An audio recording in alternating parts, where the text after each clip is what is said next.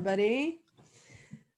So my name is Marie Leconte, and I'm a postdoctoral fellow at McGill in the Département des littératures, de langue française, de traduction et de création, and a resident scholar in the Center for Interdisciplinary Research on Montreal. And it is my pleasure today to welcome you to our virtual roundtable discussion on behalf of myself and the Quebec Studies Student Association, the Quebec Studies Program, the Center for Interdisciplinary Research on Montreal, the CIRM, and the McGill Institute for the Study of Canada, as well as Angelo Robert, who is my co-host today. First, I want to start the session off with an important message. So while we meet on a virtual platform, I would like to acknowledge that McGill University is located on land which has long served as a site of meeting and exchange among Indigenous peoples, including the Haudenosaunee and Anishinaabe nations. We do this to acknowledge the importance of the land on which we work, study, and live, and to acknowledge the complex web of relationships of which we are a part. Thank you. So recently, as part of the Montreal as Seen By series, we had the pleasure to meet and listen to representatives from Montreal, from the Montreal music and theater scene. And today, Angelo and I will be hosting the next virtual roundtable discussion from the series. And this one is entitled Anglo Montreal Literature and Publishing. And it's a great opportunity to enter into discussion with those who are in the know. So like the previous two roundtables on music and theater, our virtual roundtable today on literature is being recorded and will be available on the McGill Quebec Studies website. And on this note, we are very happy to be in the presence of four distinguished panelists who will share with us some of their vision, their passion of the field. So we have Laurie Schubert, who is the executive director of the Quebec Writers Federation, where she's worked since 2003, and was also one of the founders of the English Language Arts Network of Quebec. We have Ashley Fortier, who is co-publisher at Metonymy Press, who puts out award-winning works of fiction and nonfiction by queer and feminist emerging and underrepresented writers, amongst other groups. We have Linda Leith, writer, translator, and founder of Linda Leith Publishing, as well as the founder of the Blue Metropolis Montreal Literary Festival, and who just this week was awarded the Order of Canada. Congratulations. And last, but absolutely definitely not least, Antoine Tanguay, president and also artistic and editorial director of Les Éditions Alto, which he founded in 2005, who must be ultra busy this week in light of Dominique Fortier's Renaudot win for her book, Ville de Papier. Welcome, everybody. I would like to start out by having each one of you tell us a bit about your work and what you do. And for this, I'm just going to hand the reins over to Angelo. Hi, everyone. So my name is Angelo Robert, as Marie said. I'm a political science student in my undergrad with also a minor in Quebec Studies, and I'm the co-president of the Quebec Studies Student Association. So that's it for my little introduction. And if we could start with Laurie, if you can just introduce yourself a bit more, please. Sure, thank you, Angelo. My name is Laurie Schubert. I'm the executive director of the Quebec Writers Federation, which is an organization that's devoted to promoting Quebec literature that's written in English and supporting the people who do the writing of that literature. And that's our mandate.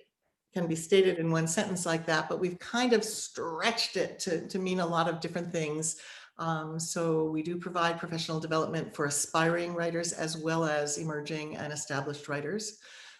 We do have an online literary journal called Carte Blanche. We have many professional development opportunities, workshops, mentorship programs. We have a directory of English language Quebec literature online. And we've in recent years done more and more community outreach programs, such as Writers in the Community working with at-risk youth. And most recently introduced during the pandemic, our Storyscaping program, which offers workshops to seniors and youth throughout the province. All right, thank you. The next person, Ashley, can you also describe yourself a bit more, please? Sure. Hi, my name is Ashley Fortier. I'm co-publisher of Metonymy Press alongside Oliver Fugler. We're a relatively new publishing house, English language publishing house here in Montreal. Been around for a little over 5 years. And we have a mandate to publish queer, feminist, and social justice oriented fiction and creative nonfiction. Yeah, we have like a focus on new and emerging writers. We're just coming up to publishing our 10th book. So like I said, we're a small operation. It's just the two of us, but we've kind of managed to make our mark so far, I would say. And I'm really looking forward to hearing from and learning from the other folks on the panel who have relatively massive amounts of experience in comparison. Thanks. All right, thank you. Now, if Linda, you could also introduce yourself a little bit more. Yes, hello, Linda Leith. I'm the founder of Blue Metropolis Foundation, and I was the artistic director of the Blue Metropolis Festival for its first 14 years. And I think I would describe that as a very diverse and inclusive event, 5-day literary event here in Montreal, multilingual, initially French and English, and then every year including up to 10 or 12 different world languages or dialects in some cases, and also very international. And I think that in some ways, as much as it's possible for a publishing house to reflect some of those same values, I think the company that I founded in 2011, Linda Leith Publishing, reflects some of that. It's one of the very few publishing houses in Canada which publishes books in both English and French. It has a long list of works published in translation into either English or French. And some of those works are translated from languages other than English and French, including Mandarin and Portuguese. And I am a writer. I have published 7 books. I have a new one coming up in the spring. Thank you, Linda. Now, last but not least, Antoine, if you could also describe yourself for everyone. Thank you. Hello, everybody. Well, as I was mentioned, I founded Alto 15 years ago in Quebec City, which is a place where there aren't many publishers. I'm like the guy from the other side of the 20 highway, I guess. But from that point of view, since day one, I wanted to give some space and a voice to English Canadian literature. So that was part of the program since the very first season and has been ever since.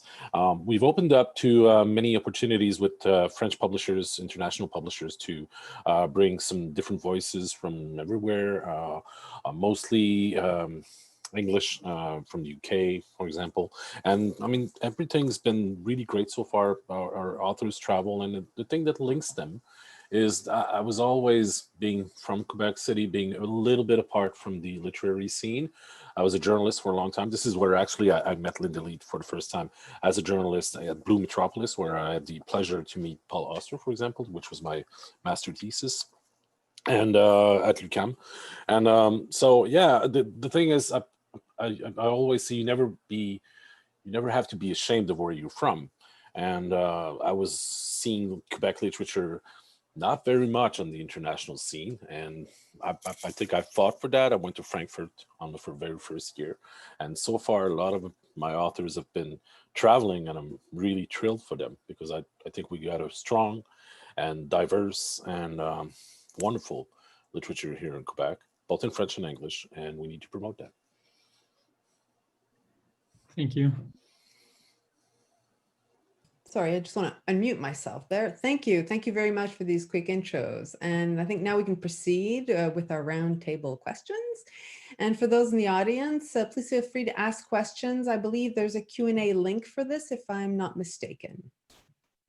So first off, so there appears to be a fairly strong consensus, at least in Quebec, that contemporary Anglo Montreal writing is culturally distinct from writing in English Canada on one hand, and on the other, that Anglo Montreal writers find they have more affinities with Francophone writers in Quebec than with their counterparts in the rest of Canada. So that said, what do you feel are some of the distinguishing characteristics of contemporary Anglo Montreal literature? And sort of as an aside to that, what can you as cultural agents do to promote it both within and outside of Quebec? Now, I know part of this question has already been sort of dealt with in your introductions, but let's try and see if there's anything else you can add to it. How about you, Antoine? Well, thank you, Marie. Well, what I can say, just to give everyone facts, I do publish Neil Smith, Heather O'Neill, and Sean Michaels, Rawiyage, Madeleine Tien. Okay, Madeleine being on and off in New York sometimes, but Rawi has always been established in well, for a long time in Montreal. What I can see is their vision of the city is, yes, pretty unique, and Heather O'Neill's vision is pretty different because it I don't know, it encompasses, it brings in a lot of kind of magical elements, like a mythic Montreal. She has her own vision of Montreal, but she may be, I think, one of the most Montrealistic writer. I don't know if I can even say that in English, but she's a Montreal icon. And Sean Michaels, for example, is in his latest novel, The Wagers, has showcases a very different Montreal. So the way they showcase it makes the city shine as bright as any city in the world. That being said, one of the challenges I had over the years, for example, was Heather O'Neill. The first book, which was Lullaby for Little Criminals, was translated in Paris. So it was published by a French publisher. The book then came to Quebec, and it was all fully translated, and it was translated into Paris French. So that was really awkward, and that didn't help Heather at all, because the book was pretty much trashed when it came out. A lot of people were not happy with the translation. So over the years, I don't hear anymore about Heather O'Neill, despite the fact that she was on prizes and stuff like that. I was like, okay, what's happening with Heather O'Neill? No more French books. And suddenly I hear that rights were available. So a couple of publishers made offers, and I made an offer for 2 books. One of them was just a forthcoming book I didn't know anything about. And I said, this has to be discovered in Quebec, and it has to be translated in Quebec by Dominique Fortier. And so that was her voice. And but we had to work hard to make her be discovered again. And now, over the course of about 5 books, we're up to date now. We recently retranslated Lullabies for Little Criminals, which is great. Probably in your bookcase, sorry, bibliothèque, that'll be easier. So yeah, but La Ballade de Baby was retranslated, which is pretty unique. We don't do that a lot, and a lot of Quebec writers were really happy about that, because finally, as I say in the book, she now has a true voice. So yeah, that's my point of view on Montreal literature. It was pretty vivid, and we talk a lot about Montreal writers into the international scene, Frankfurt Book Fair, for example, which showcases on Canada. Unfortunately, not this year, but in 2021. So yeah, I think the situation is good. And over the years, I've had the pleasure to send some of the manuscripts of authors such as Sean Michaels, Neil Smith, and Heather O'Neill to French publishers, and that got them discovered. So I'm happy to be kind of a link in between, and I know this will be a subject today, in between what we I would say, sadly, named the 2 solitudes, which I don't believe in. So yeah, so that's most of what I think of Montreal. And I kind of miss Montreal. I've been there since March, so yeah. Yeah. We're also stuck in our little bubbles right now. Yep. Thank you very much. That's very interesting. Ashley, how about you? Can you tell us about what you think sort of makes what are the distinguishing characteristics of this kind of writing and how you function sort of as a cultural agent in that? Sure. I mean, we are maybe like a bit distinct from other people on the panel insofar as our mandate is like very specifically to be uplifting queer and trans authors on the margins. And so our points of connection, they're not linguistic, but I think like the sort of like cultural pieces have are like largely rooted in those communities. And so there are obviously ways in which language functions to like separate or bring together people within queer and trans communities in Montreal as well. But I would say, like, just to step back a little bit, like Oliver and I came to the decision to start our press in part as having been involved in helping to start and organize Queer Between the Covers, which is a queer book and zine fair that's happened up until this year, like every year for over a decade in Montreal, and kind of came about at a time in like because of sort of a recognition of there was no longer a queer bookstore in Montreal, like Androgen had shut down like years before, and that it was actually often challenging for people in queer communities in Montreal to access literature by and for queer communities in English, but not just in English, but that was like the perspective we were coming from. I think you can see over the years the ways in which that book fair has sort of served to bring in cultural producers who are writing in English and French and otherwise. And that there's also been shifts in the way even like language is used to describe those communities, right? And so I'm thinking, obviously, like in terms of the way French is a much more gendered language, and there are lots of authors and translators who are challenging that, playing with that. One of our authors, Kamala Mackerel, whose collection of poetry we just published this fall in English, but who is like multilingual, and has done and is a literary translator into French, is currently translating one of our other titles, Fierce Femmes and Notorious Liars, which, while not officially set in Montreal, is pretty clearly set in like a magical version of Montreal.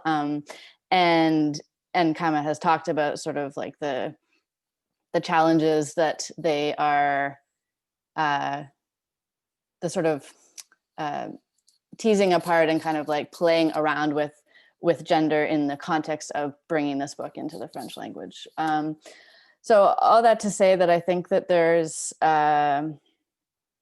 are, in my own experience, and I've only lived in Montreal for 14 years. I haven't spent my whole life here. I did grow up in English Canada, but I think there has been like, I think our work resonates across those supposed divides because of those other points of connection, culturally and in terms of gender and sexuality, and also because we do really prioritize authors and themes that exist on the margins and prioritize writers of color as well. And so that's where we're able to kind of like push beyond this sort of notion of like English language writing in Montreal versus otherwise. And finally, I would say like most of the stuff we've put out has bits of writing that is in neither English nor French because of the sort of background and origins of the authors that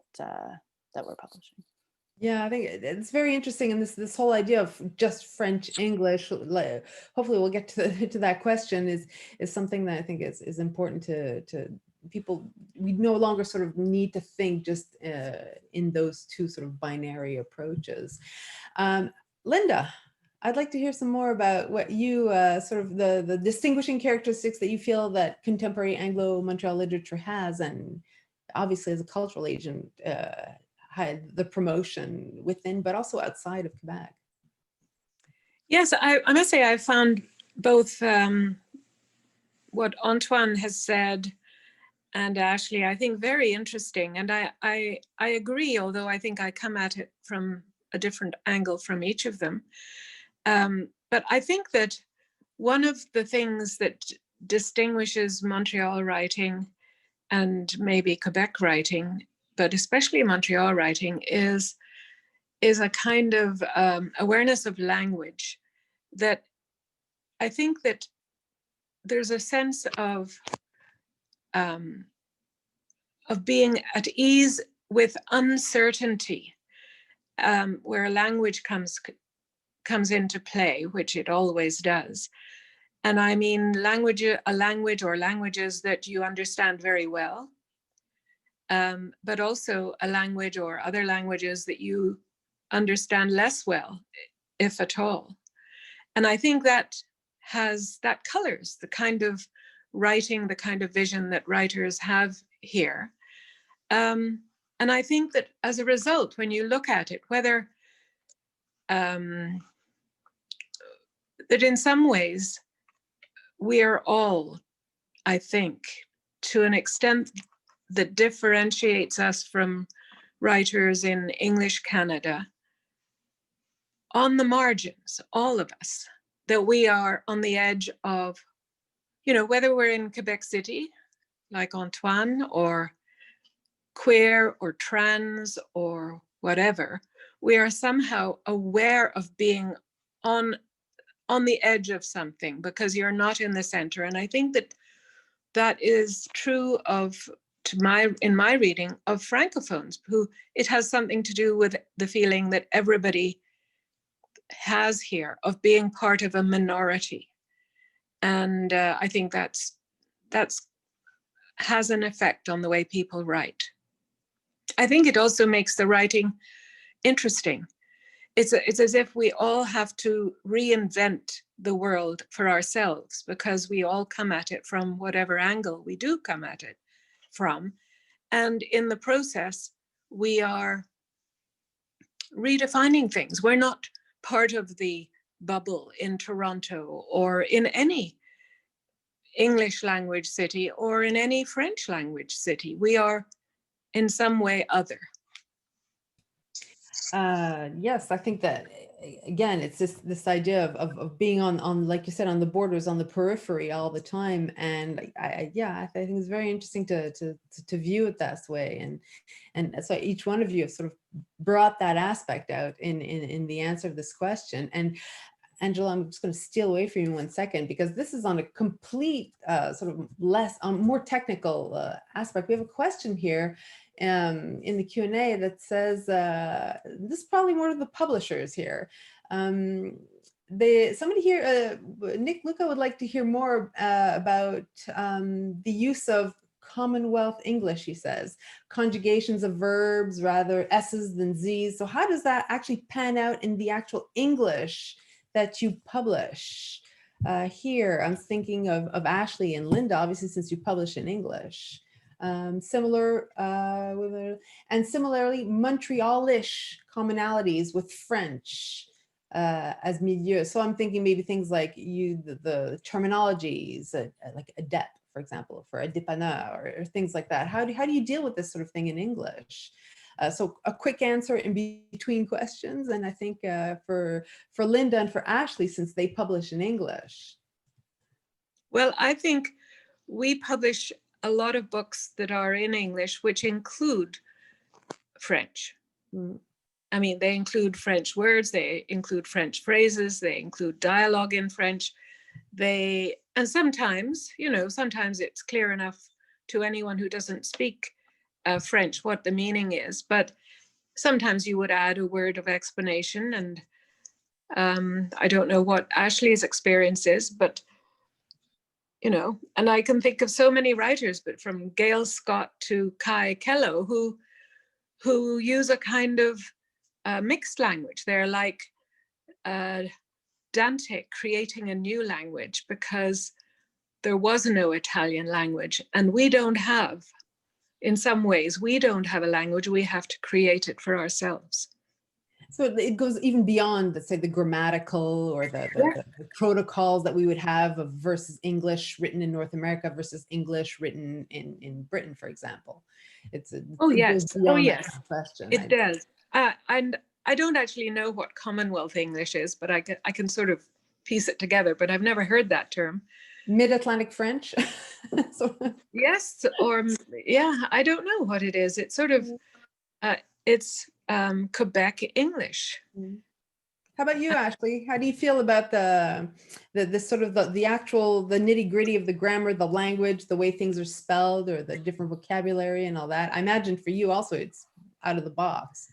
Oh, it's definitely out of the box. And I mean, obviously you have these moments when, like, as an editor and like a grammar nerd on the one hand, but really the like overall mandate of the press like supersedes that in terms of, you know, because we prioritize like own voices publishing and publishing own voices. And so that means that our style guide adapts according to who we're publishing, right? I think, you know, picking up on something Linda said and something you mentioned before, like we don't, I mean, we defer to the authors, but they generally prefer not to, for example, translate little bits of writing in languages that are English. I think to decenter the assumption that it should always be available to English as that dominant language. I'm sorry, you can probably hear my kid crying in the background. And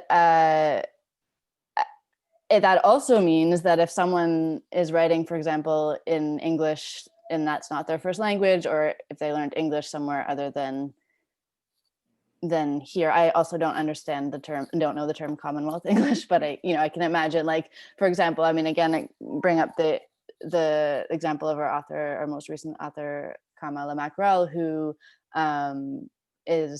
was born in Mauritius, and so, you know, whose first language is Mauritian Creole, and that's and their collection of poetry is Enfam. The title is in Mauritian Creole. There's a bunch of Mauritian Creole throughout the book. We don't translate it. That was a conscious choice of the author, but also the different places that Kama learned English and the time that they've lived in Mauritius and India and Peterborough, Ontario, now in Montreal, means that they have certain sort of idiosyncrasies in the way turns of phrase that are unique to them, and that we didn't want to like edit to make like consistent with some idea of like an English that's streamlined in whatever way. And that's part of respecting the author's choices and their goal in writing a collection of very explicitly decolonial poetry collection. So it's I mean, as we know, all these things, they're political and they're conscious choices. Absolutely. And I think you could talk for the whole hour just about that. Yeah. So we're gonna quickly end with this. I have a question for Antoine regarding this. So the specificity of let's say a Quebec-based English, which means that has lots of French in it. So when you translate that into French, does that sort of flatten out that specificity? For us, it was really easy because, I mean, we live in the same city, we live in the same town. And what Linda said is really important because we live the same situation. We're apart, as French writers and publishers and as a French literary scene, we're apart from France, okay? France being like la terre patrie or whatever. And so I've had, the only thing I can say as far as language goes, our translations do respect the differences and the uses of the language here in Quebec and Montreal. But when it comes to France, because I've sold translations to France, and this is when things get ugly, to be really honest. I've seen very, very disrespectful uses or changes in the way people talk, the realities of even, you know, in back covers of books. In French, it says, elle vit dans le Manitoba. We just say, oh, Manitoba. Okay, that's it. It's just plain old mistakes that could be, I would say, évité. It could be, you know, those mistakes should not happen for a good translator. And the way, for example, Heather O'Neill was translated, one of the very first lines was Putain ça caille aujourd'hui, which is typical Paris French. So whatever comes into Paris, every city, every town that is translated by a Paris translator becomes Paris. And we don't do that. I think publishers from Montreal and publishers from Quebec do respect the specifics of the languages. Someone from Haiti, for example, who would have special words or special expressions would be really welcome in Quebec. I think we're a very welcoming culture that, drives from many different forces and genres and identities. And that makes us special. Maybe that makes us a little bit, can you say porose, like poreux? Porosity, yeah, those There you go. those impermeable. We do actually, we're like sponge towels. We do suck on whatever comes around us. That may not be the best image, but hey, that's not my first time. So I can do whatever I want. So anyway, the thing is, yes, there's specifics in our languages. I think there's a pride too in the fact that we are small communities. There's a nice, I would say, community. It feels like a Lord of the Rings things, but it's like a fraternité.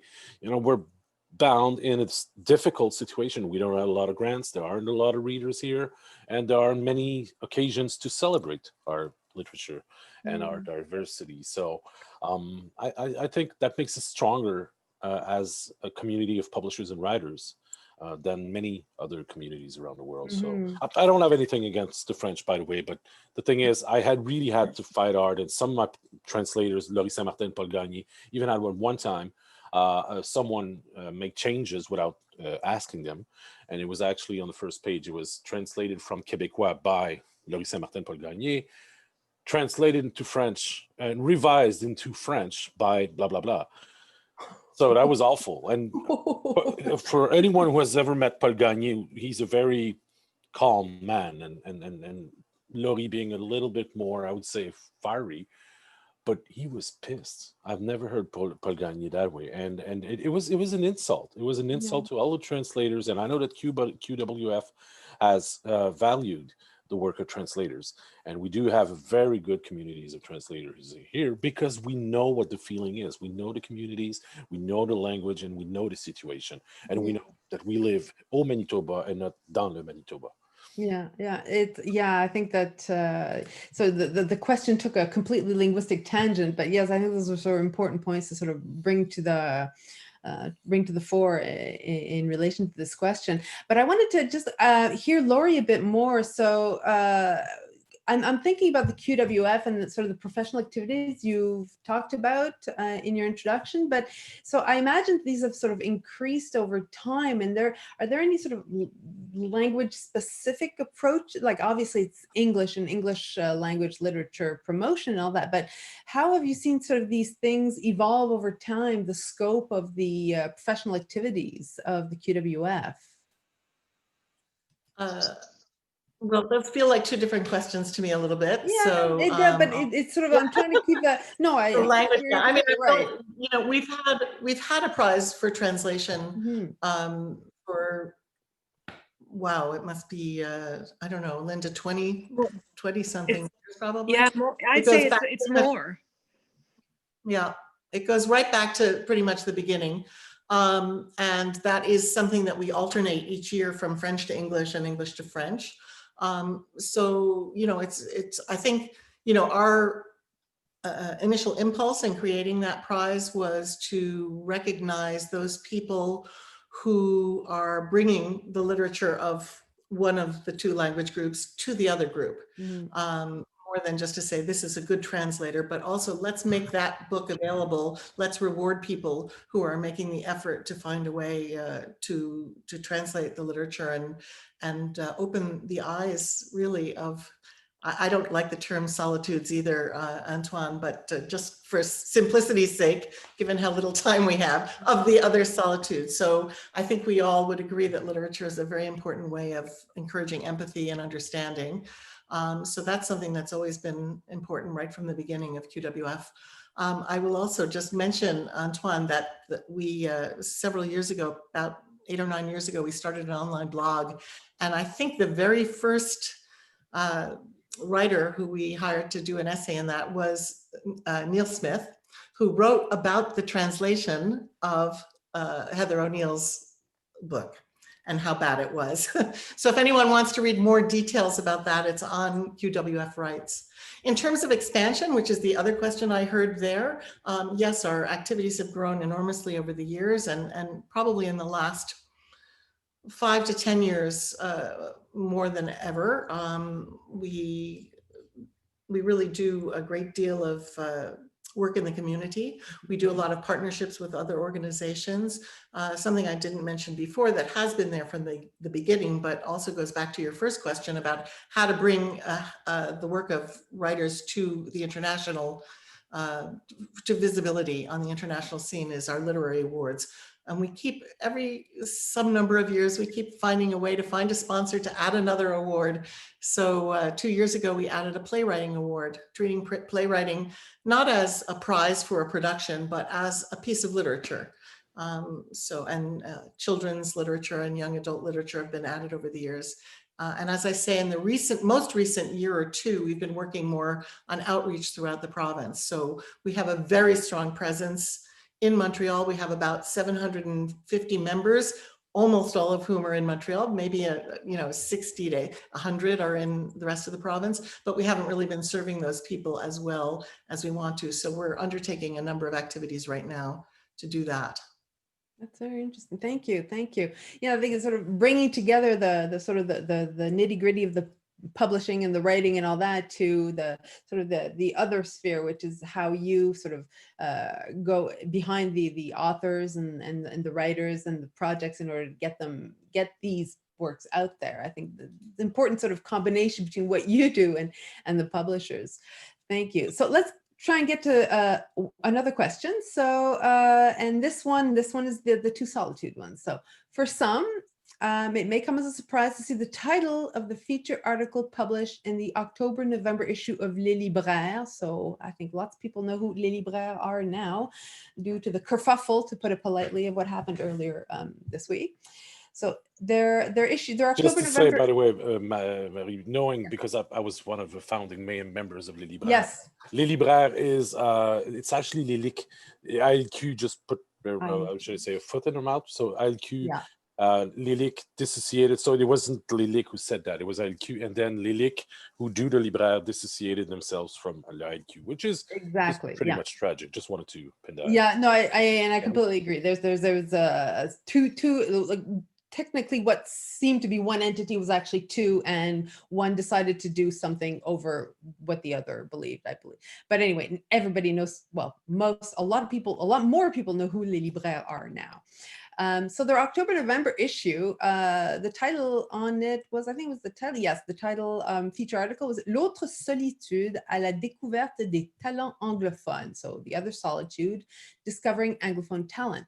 So the article comprises 12 portraits of English-Canadian writers, one of them whom is Kai Kello, who is an Anglo Montrealer.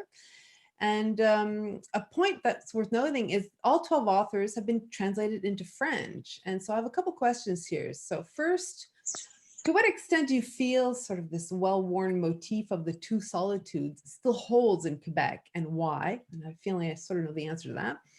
And second, what role has translation played, or not yet managed to play, if one believes the title, in breaking down cultural as well as political barriers between Anglophone and Francophone writers in Quebec? So has the cultural ever really impacted the political, so the linguistic policies or cultural policies, or is it always the other way around? It's always the political that's affecting the cultural. Now, I know you've already started answering these questions, but maybe we can get a little bit deeper into it here. So Ashley, what are your thoughts on this? I will maybe defer to other people who have more to say about it, and if I have something to add, I will, but I don't want to lead off this conversation. Perfect. So how about you, Linda? Do you have what are your thoughts on this?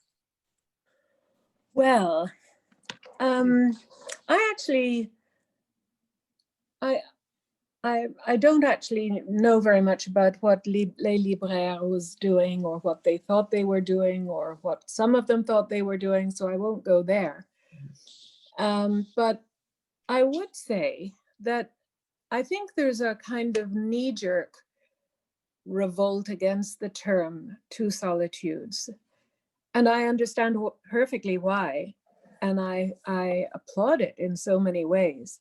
But at the same time, I would suggest that two solitudes is a kind of way of, a very beautiful, poetic way of talking about identity. And I think what Hugh MacLennan was doing in 1945, he was talking about a world that we don't even recognize anymore. And in every, decade since, things have changed beyond imagining. But at the same time, we today live in an age of identity politics. That's what's happening these days. And it's the major, I would say, the major trend in cultural development in the last, 10 or 20 years. And certainly that includes Quebec. I mean, I think you just have to read the newspapers to see that.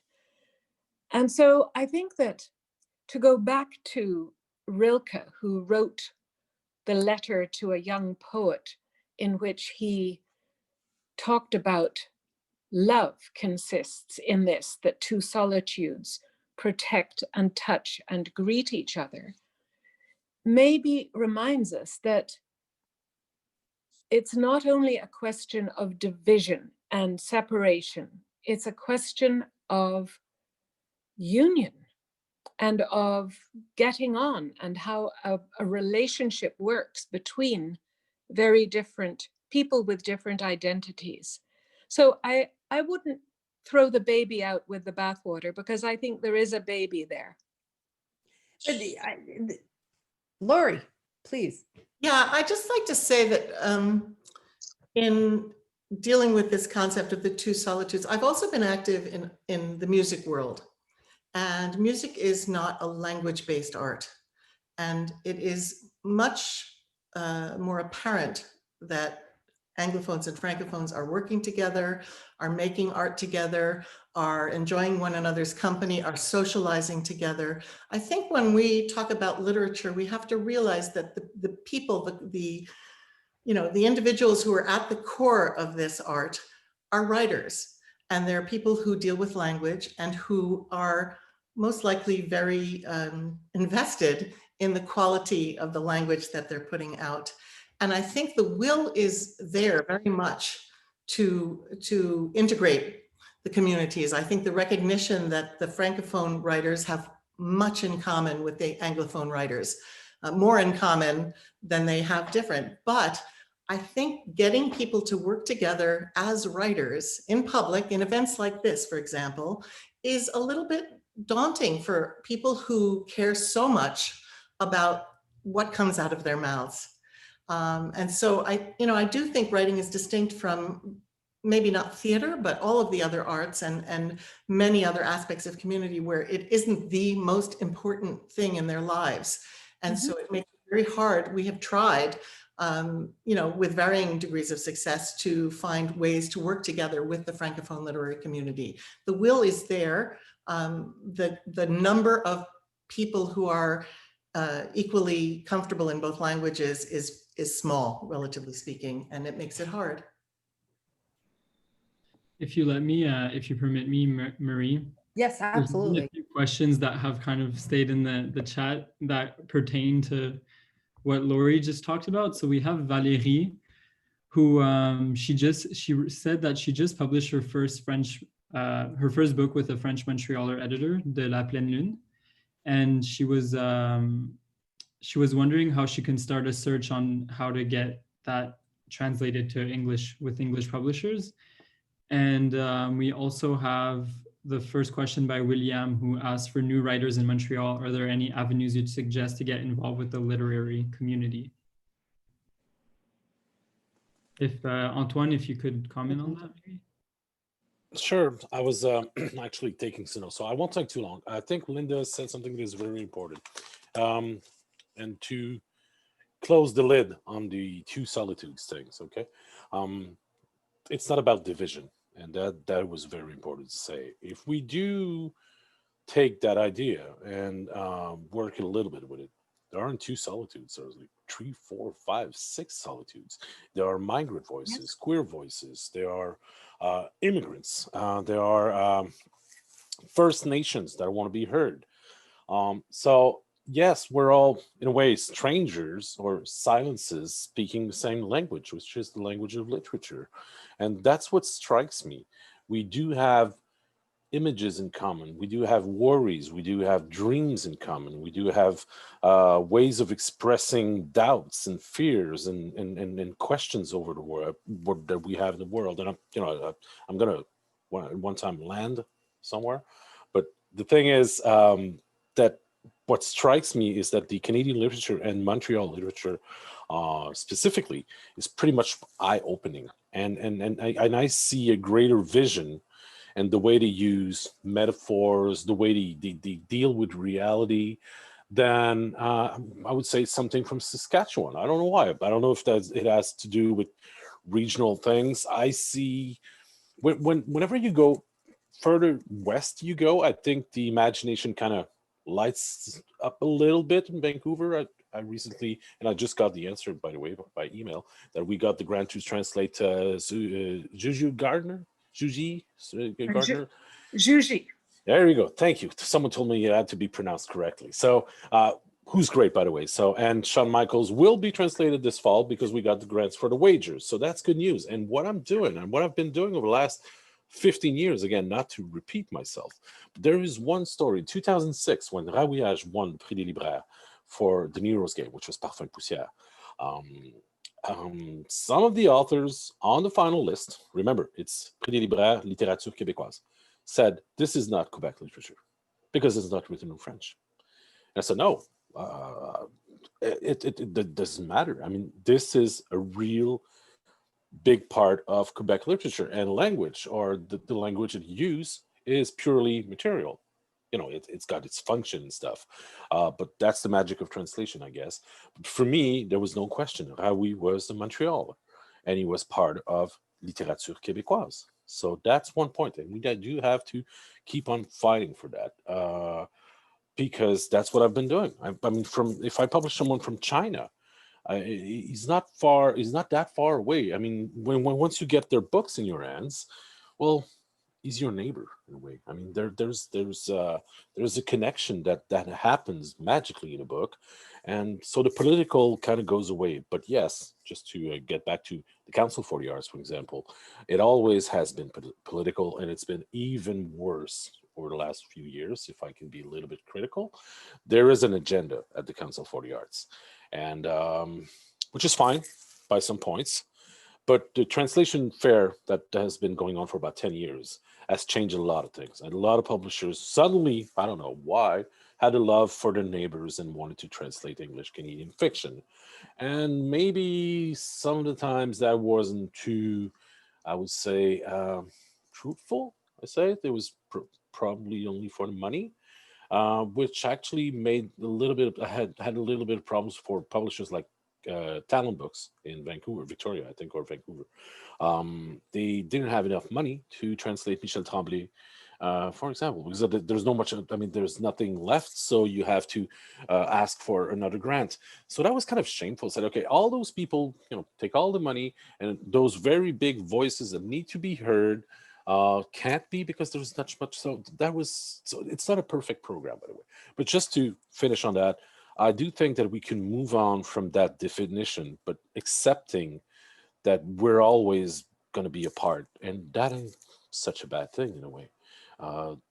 Thing is just to keep sharing and be curious, be listening to whatever voice. And when I say voices, I hear queer, everything that is diverse has to be heard, not because it is politically correct or you have to do this. You have to do it from your heart.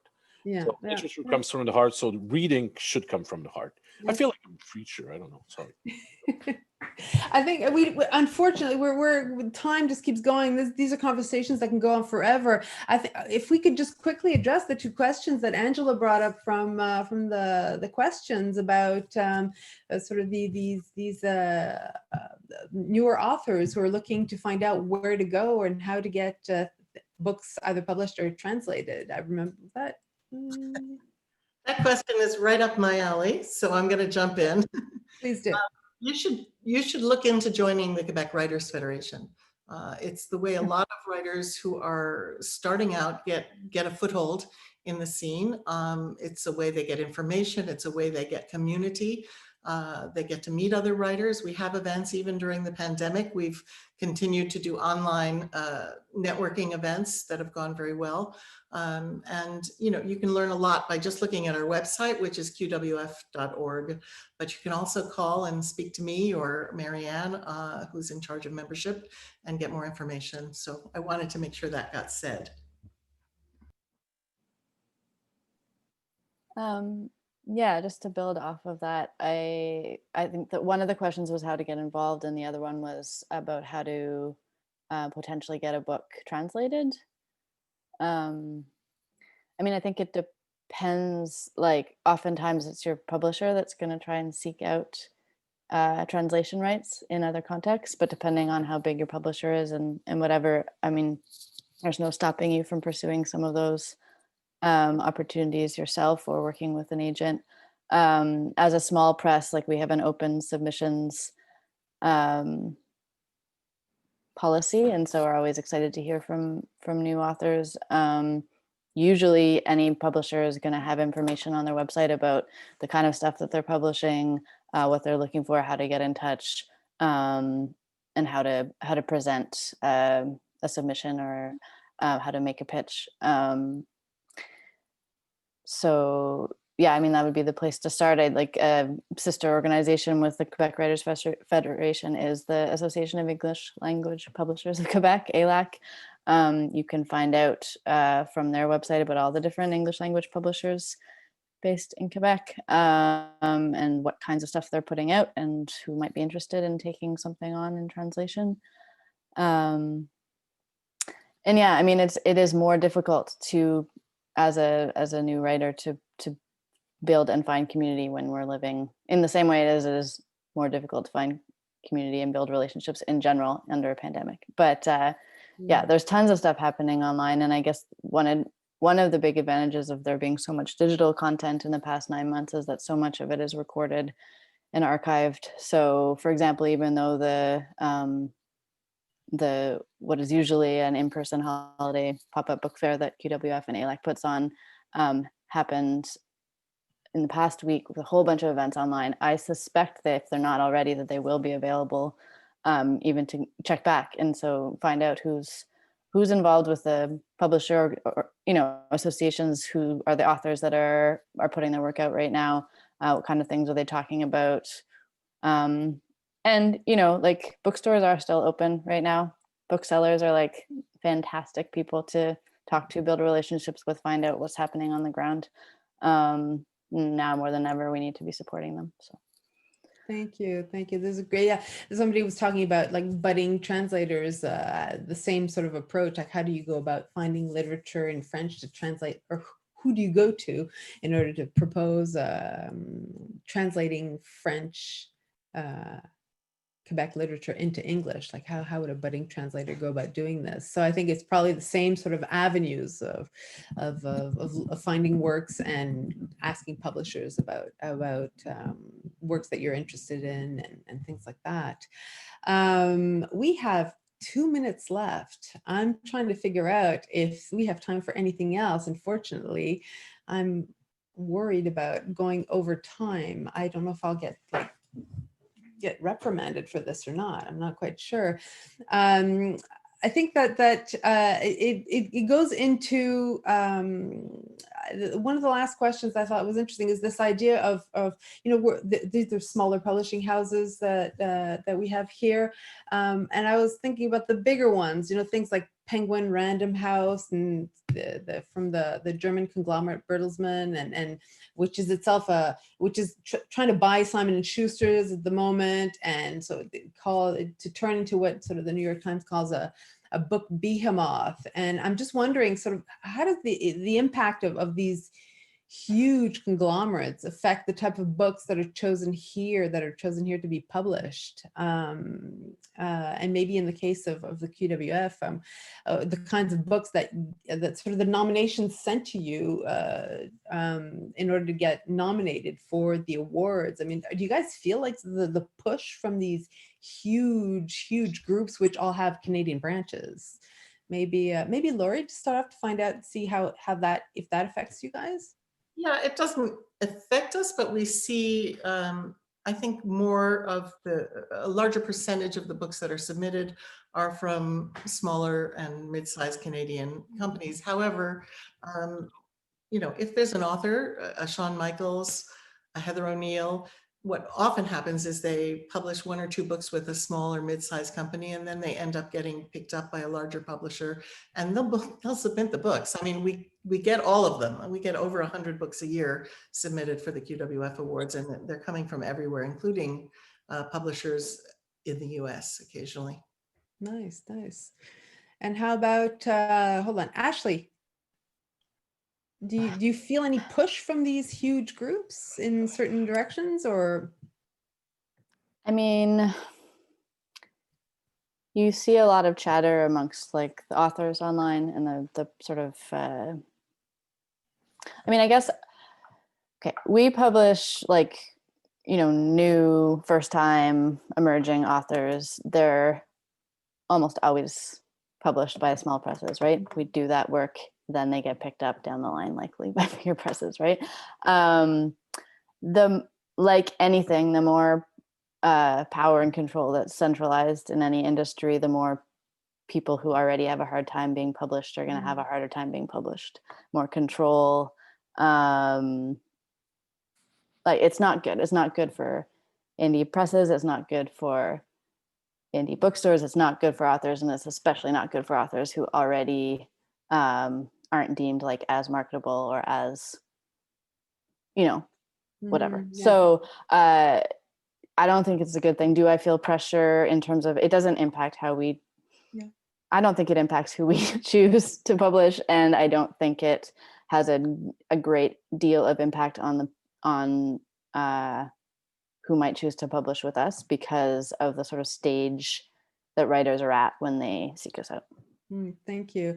So if Linda and Antoine can answer in 30 words or less, I think we're really at the end of unfortunately, of our roundtable discussion. All I'll simply say is that mergings are happening everywhere, but the richness and diversity of small presses is appreciated right now. We've seen that in the pandemic. We've seen people try and buy local. We've seen, fortunately, prizes being awarded to smaller presses. As far as going to bigger presses, we don't see that in Quebec, because we don't have big presses. I mean, there are some bigger houses, but we seldom see that. We're pretty, you say that, fidèle, truthful in a way, so faithful in a way. So yeah, it is a small market, and I think there's a rising respect on the craft of smaller presses, and that's my point of view. I know that you guys in Canada have it a little bit tougher. Well, in Canada, in Montreal, of course, but the rest of Canada, I would say, I know they have it tough. So okay. I'm with you. I don't know. Linda. Well, I think the waterfront has been very well covered here, and one maybe additional thing I would add to what's been said is that one of the results of the sort of accumulation of presses under the Penguin Random House label is that they have stopped publishing. Many writers that different constituent parts used to publish, some of those come to us because they still need a publisher, and they're coming to the smaller presses. It may not be us, it might be to a publisher that's a bit bigger than we are, but it means but I think that in some ways that enriches us. So I know it's not what they're intending, but it does happen. That's a great effect. Well, listen, we've gone over 3 minutes, so thank you very much, Angelo. And I would like to thank our 4 guests: Laurie Schubert, Executive Director of QWF; Ashley Fortier, co-publisher at Metonymy Press; Linda Leith, writer, translator, and founder of Linda Leith Publishing. And Antoine Tanguay, president, artistic, and editorial director of Les Éditions Alto, for having taken the time to participate in this rather provocative and compelling roundtable discussion today.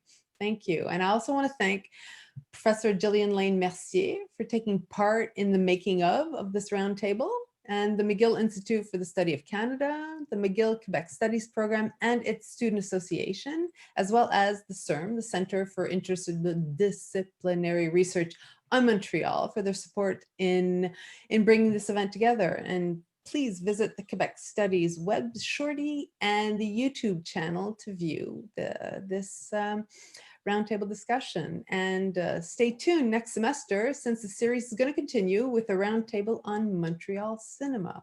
Thank you, everybody, and sorry for cutting this short, but the hour is up. Thank you. Thank you. Thank you. Thanks. Everyone.